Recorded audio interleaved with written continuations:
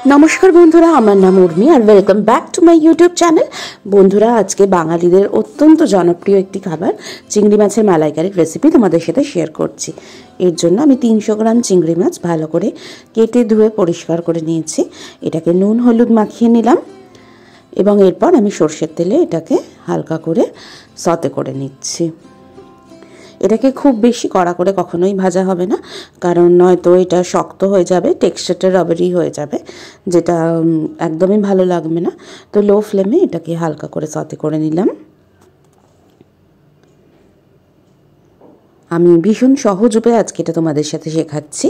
আর নারকেল বাটার ঝামেলা থেকে বাঁচার জন্য আজকে আমি এর মধ্যে দিয়ে দিচ্ছি একটা বাটিতে 4 টেবিল স্পুন গরম দুধ আর 2 টেবিল স্পুন দুধের গুঁড়ো।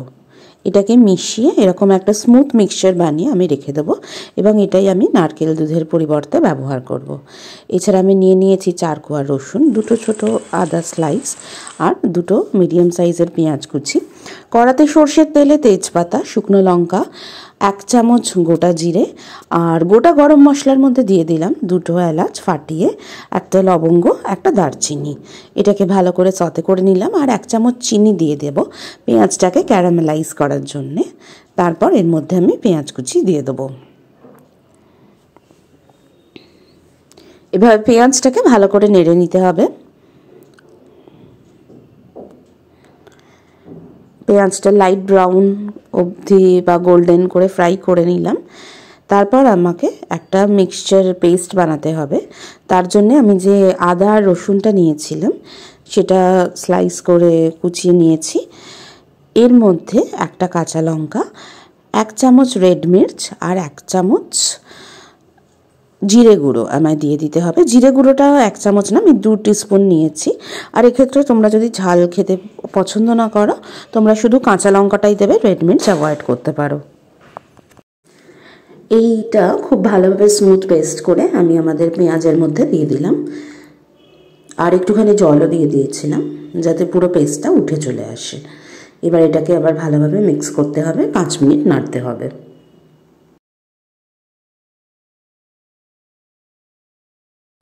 এরপর এর মধ্যে আমি সামান্য নুন আর হলুদও দিয়ে দিলাম।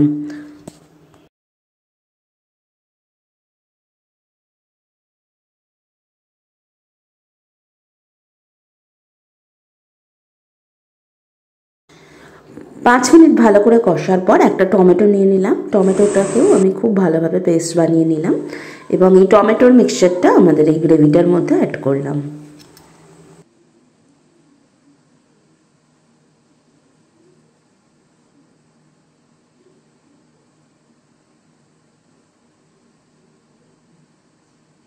টমেটোটা দেবার পর আবার আমি এই গ্রেভিটাকে খুব ভালোভাবে মিক্স করে দিচ্ছি।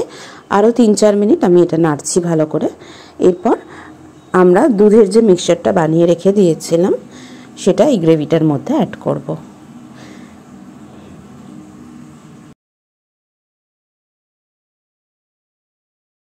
তো আমি দুধটা অ্যাড করে দিলাম এবং পুরো গ্রেভিটাকে আবার ভালোভাবে মিক্স করে দেবো। দুধটা দেবার পর আস্তে আস্তে কালারটা চেঞ্জ হতে থাকবে এবং গ্রেভিটাও ঘন হতে থাকবে।